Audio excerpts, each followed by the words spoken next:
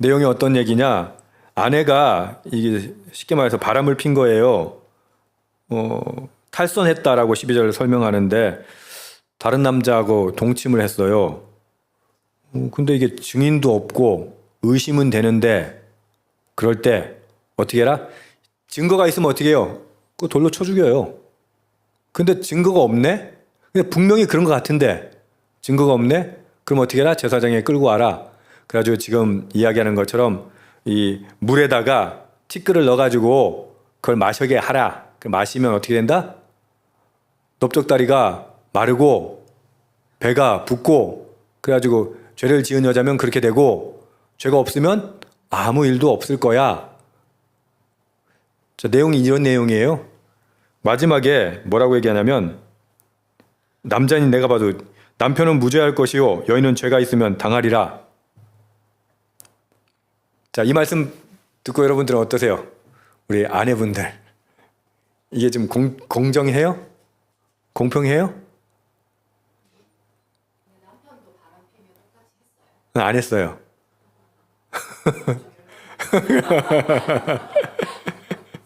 남편도 바람피면 이렇게 했냐고 물었어요. 여기 교회에 계신 분들이. 그래서 아니요 그랬더니 그러면 열받네요. 그래. 열받죠. 이게 좀 문제 있어 보이죠. 이게 여러분 저도 읽을 때마다 열받아요. 읽을 때마다.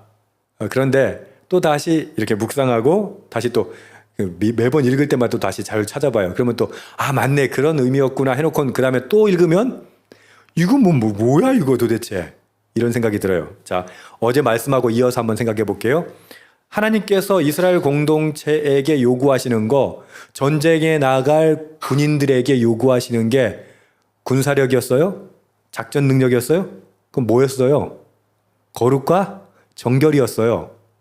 아니 전쟁에 나가는 사람들한테 요구할 게 힘, 전투력, 그죠? 조직력 뭐 이런 거여야 되는데 뭘 요구하세요? 거룩. 너희는 거룩해라. 그 이유는 뭐라고요?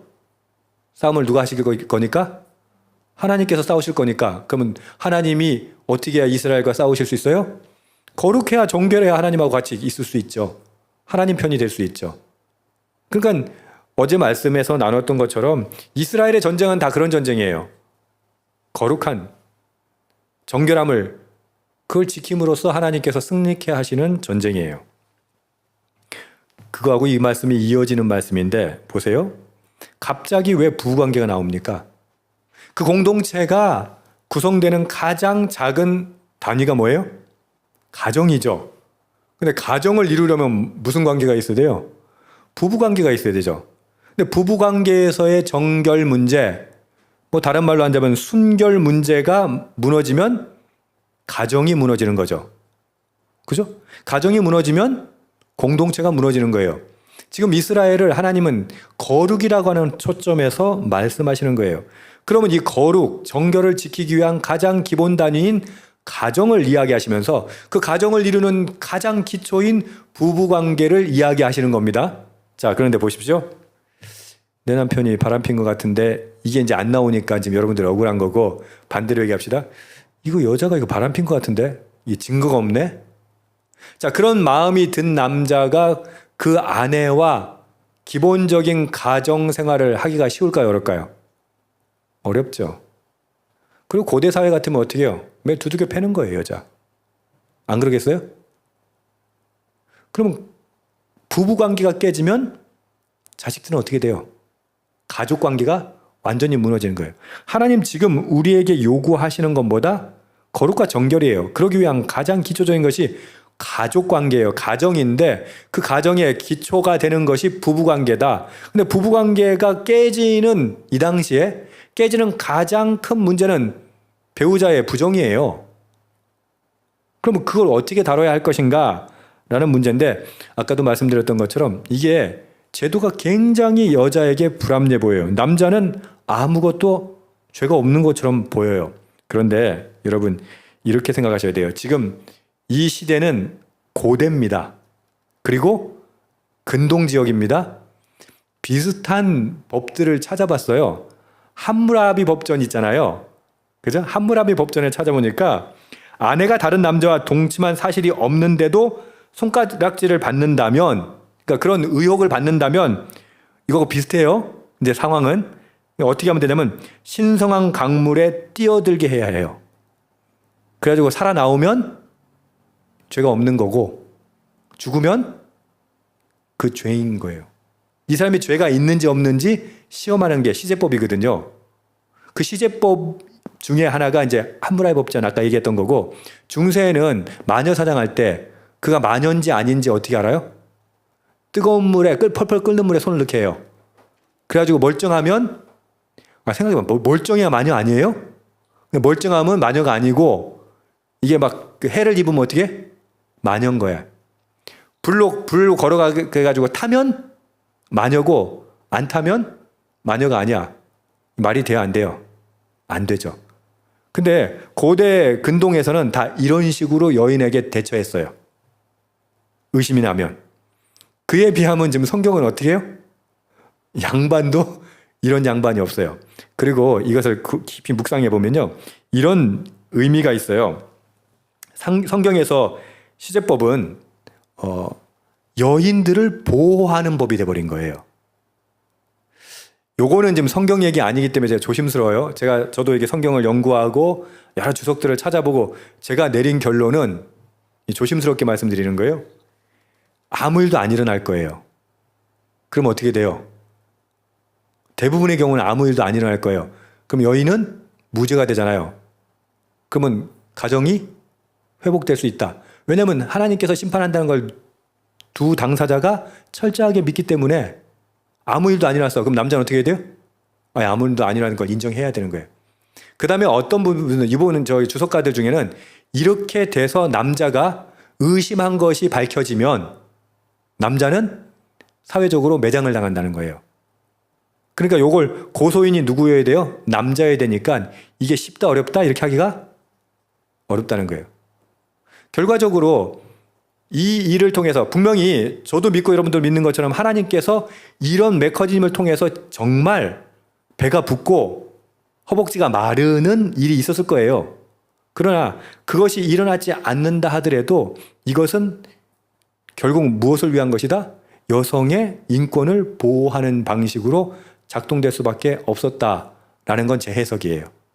자, 그러나 성경의 본문으로 다시 돌아가서 허벅지가 마른다는 건 실제로는 여성 생식기를 좀 완곡하게 부르는 말이에요. 그 다음에 배가 붓는다는 배는 자궁을 이야기해요.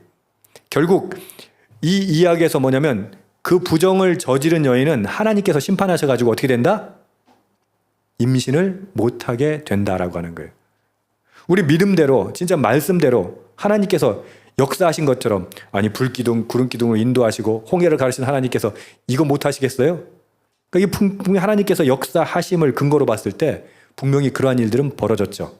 그러나 그렇지 않았던 대부분의 사람들은 여기에 의식을 그대로 행해도 결국은 자신이 의심을 샀던 그것에 대한 오해를 풀 뿐이지 그 여인에게는 해가 없었던 것이 아니겠는가라고 생각하는 거죠.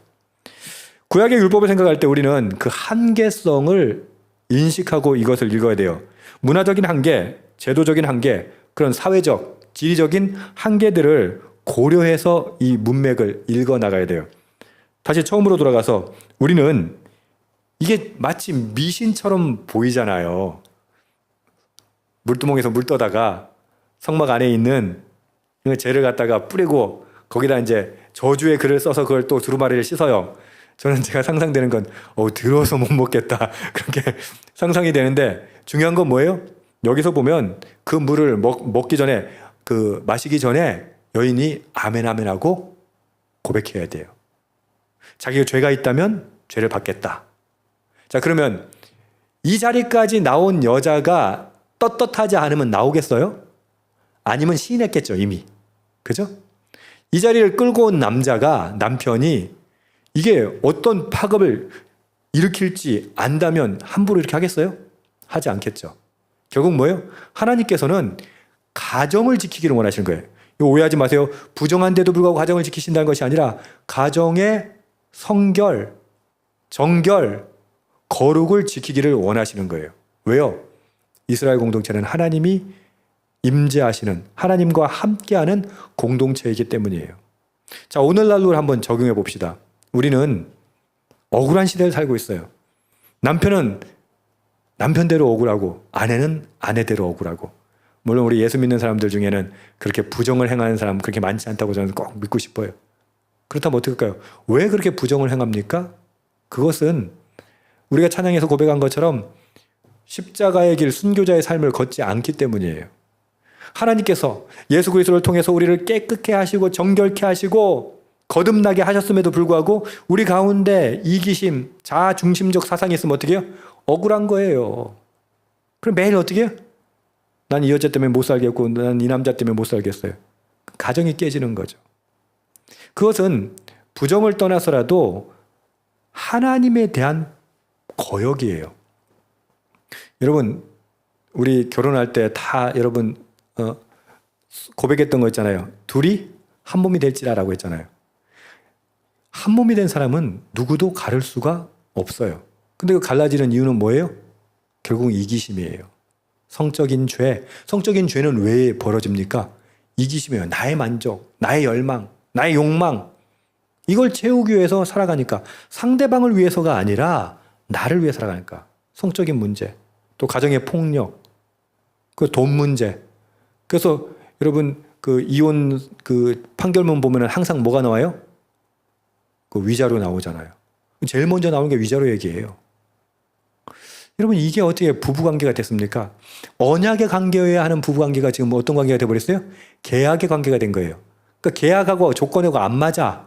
그러면 불만이 생기는 거예요. 불평이 생기는 거예요. 상대방을 미워하게 되고. 결국 부부가 깨지는 것은 뭐예요? 가정이 깨지는 거고 자녀들이 깨지는 거잖아요. 여러분, 고대 사회, 지금 성경이 말하는 율법적 개념에서 하나님이 말씀하시는 것이 시대에 뒤떨어진 건가요? 이런 식으로 판별해가지고 하는 것이 시대에 뒤떨어진 건가요?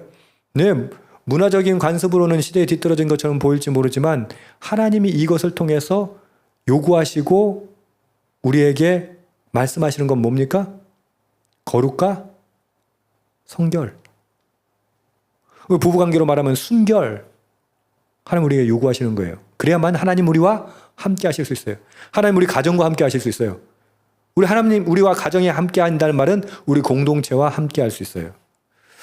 여러분, 뭐 우리 교우 중에는 그런 사람 없겠지만 혹시 부부관계에서 갈등이 있다면 오늘 말씀을 꼭 참고하십시오. 하나님 우리에게 요구하시는 건 하나님이 임재하실 수 있는 가정이에요. 돈을 잘 버냐 못 버냐, 성적으로 남한테 끌리냐 안 끌리냐, 그런 건 다 자기중심적 사상이에요. 결국 뭐예요? 하나님께서는 하나님이 임재하실 가정, 하나님이 임재하실 공동체를 꿈꾸시는 거예요. 그래서 우리에게 거룩하라, 성결하라 라고 말씀하시는 거예요. 오늘 말씀 생각하면서 여러분 꼭 기도하세요. 주님, 내가 거룩한 공동체, 성결한 공동체, 정결한 공동체, 그 가정 만드는데 내가 헌신하게 하여 주시옵소서. 그렇게 기도할 수 있겠습니까? 아멘.